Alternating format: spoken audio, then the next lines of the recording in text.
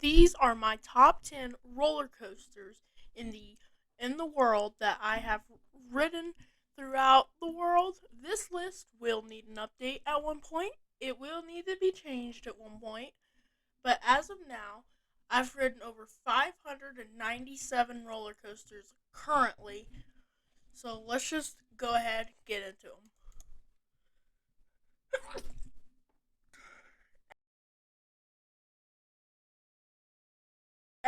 At Portaventura. So this is, in my opinion, the best B&M hyper coaster. Um, Mako Mako does have some things that are a little better. I love the color scheme of Shambhala. The only thing I do like better about Mako is it's over water. Shambhala is kind of just not really over water like at all. So, but this ride actually has ejector airtime, unlike a lot of roller coasters from B&M. Mako does as well. And the next roller coaster that I have on my list from B&M is Fury 325, which is at my home park, Carowinds. This ride is 325 feet tall, max drop at 320 feet. And the weird thing about this ride is that it has these weird laterals that have like ejector air. I know it's crazy on a B&M. It's like these. It's weird. It's you know how Intimidator 305 has those rapid twists. It's like this, but but people can actually handle it. But it's like it does it in a way where it's not exactly very direly intense, but it's not that graceful at the same time. This is always been in my top 10. So that's just one thing about Fury. In the number 8 spot, we have Wicked Cyclone at Six Flags New England. This is just a roller coaster. I'm sorry. This ride, I just love. So I think I like this ride a little bit more than the average person for some reason. And I don't know why. It is a great roller coaster. Like, the only thing I really kind of would have changed would be I would have probably stretched it out a little bit, but the amount of elements they were able to fit in this ride is insane. It does 3 laps around it, and by the second lap, you're like, oh, it's over. Nope, never mind. It's not over.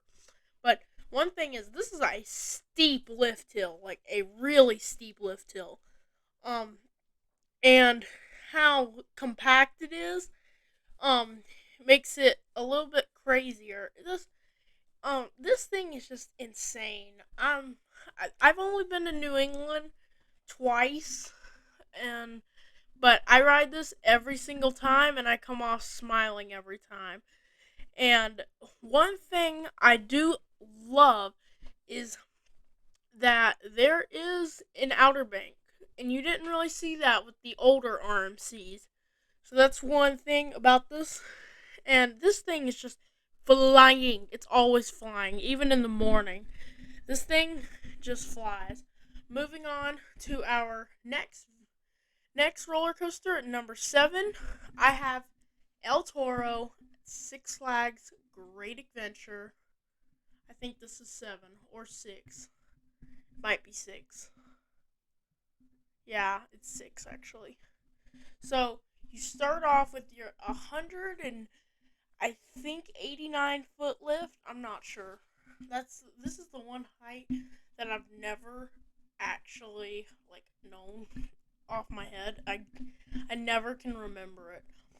But this has a cable lift, so whenever B&M decides to use one, they're available. So you come off, you take a left-hand turn, and you see King Ka, and then you kind of just have this moment to think your life choices, and then you just drop.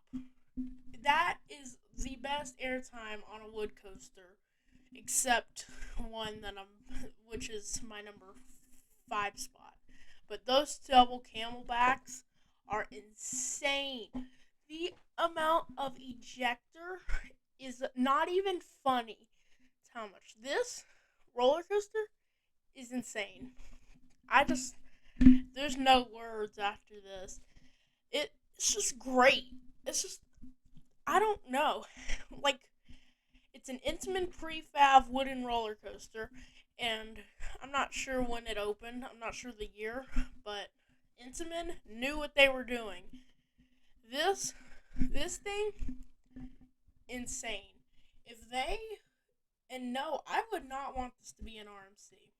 Moving on. Number 4 is Voyage at Holiday World. It's not that big of a surprise. So you start off with your lift hill, and you just see Thunderbird and the trees, and then you drop, and the amount of ejector in that back, great. And right here, these 2 hills, it's not that one, it's more this one right here. This one is what pulls the laterals. And you go into your first tunnel, and then into your second tunnel, and then you go back into probably the best part of the ride, the back Piscetti Bowl. So it's basically just rapid double downs, twists and turns, and it's so intense. I've ridden it once at night, and that was this year, and that thing insane, like crazy. This roller coaster, this is not a ride; it's an experience. If you do it without the trims in the in the day, because at night it just glides right on through the mid course, but it picks up all that speed again. So that's one thing, and it's all steel supports, or most of it. Anyway, not all, but most of it. And then at our number 4 spot, we have, or no, no, this is number 4. Okay, we have Maverick at Cedar Point in Sandusky, Ohio. This something about this roller coaster. I don't know. This thing is great, and it's just like I-305. I don't have I-305 on this list, but it's I think it's my top 11. I think it's number 11 for me. This thing just insane. The rapid fire transitions are great, and for some reason, every single time I ride this, and I take a big whiff at the end of the second launch, and it smells like waffles, and I don't know why. It's so weird. It's just weird. But it's only 105 feet tall, but this thing is insane. It's great. It's great. Nothing better to say about this thing. Alright, next is number 3. We have X222. Or this is number 4. Yeah, number 4. Unless I'm mistaken. Yeah, this is number 4. Okay. So you start off on your back. I do not like the restraints. If you sit in the back row on a back right inside seat, the thing should not exist. Like, it's insane. Like this roller coaster, this is not a roller coaster. This thing feels like a mechanical bull, but it's unbearably rough. But it's fine. It's just not the it's not it the ride is insane. It's crazy. But it's just kind of rough. It's like how aero loopers, they're so intense, but yet so rough. That's not applying to every single one.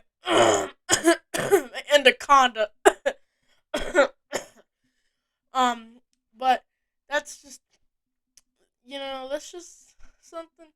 I don't know. It's just all right. So you reach your top, and that drop, insane. You go down. Okay, so you twist, looking straight at the ground. So you just you. Okay, so you look at the ground, and then you just drop over. I'm pretty sure it's over 200 feet. You just drop straight on down. That is insane. That in the back right, in on an inside seat, crazy. Do not do the outside seats for your first ride. You'll never want to ride it again. That's what I did. But just sit on an inside seat. It's great. All right, coming in at number 3, we have Steel Vengeance at Cedar Point in Sandusky, Ohio. Yep, it's just it's so good. What's bad to say about this ride? Nothing. This thing, great. And to be honest, it flies through the mid course. It doesn't even slow down. And and then it's just crazy. The only something I do not like about this ride is the ending. It just gets repetitive. Um, but everything else great. Anything after the mid course is kind of to me. That's a controversial opinion, but whatever. You just gonna have to. I'll let y'all fight in the comments. I'm staying out of this one. So you go into your outer bank or no airtime hill that's twisted kind of. Then you go into your outer bank airtime hill. That is great. Then you head into I guess your horseshoe roll, whatever these things. It's a 0G roll, a twist into another 0G roll. I'm not exactly sure what they're called. Oh wait, no, it's not a 0G roll. I get that confused. I'm thinking twist cyclone. And then you go into your mid course. Alright, moving on to number 2. Not really surprised. It is Iron Gwazi at. Oh, why is it not playing? It's Iron Gwazi at at Busch Gardens, Tampa, in Tampa, Florida. Not really a surprise. And something else is my number 1. This thing is insane. You twist through an outer bank, and then you go into my favorite part, the death roll. The thing is great. And then, actually, no, I changed my mind. The best part is the outer bank over the station. And then, one right here, this is the only. Actually, no, the whole thing's just great. The stall is great. The outer banks are great. The hills are great. Everything about this roller coaster is just great. What's bad to be said about this? Nothing. And then that twist into the brakes, whew. Number 1, surprise, surprise, Ride to Happiness at Plopsaland, Japan, the only international roller coaster on this list. Actually, no, Shambhala. So you twist out through a JoJo roll into the first launch. You launch, all these carts just get thrown to the left. And then you go into your top hat, and then this thing is crazy. This is not a ride. This thing's insane. You go through your banana roll, and you're twisting uncontrollably. You don't know which way is up or down. You go through your vertical loop, 0G roll. You don't know which way is up, which way is down, which way is sideways. You hit the second launch. This is the only actual kind of breathe, not moment. No, there's no breathe moments. Whatever that thing is. Then you go into a twist. You take a left-hand turn into some final bunny hops into the brakes. And that is my top 10 roller coasters that I have ridden in the world. This list will need an update. It won't always be like this. This is just, those roller coasters are insane. I've said that for like every single one, but they all are. Those things are insane. All right, guys. See y'all next video. Bye.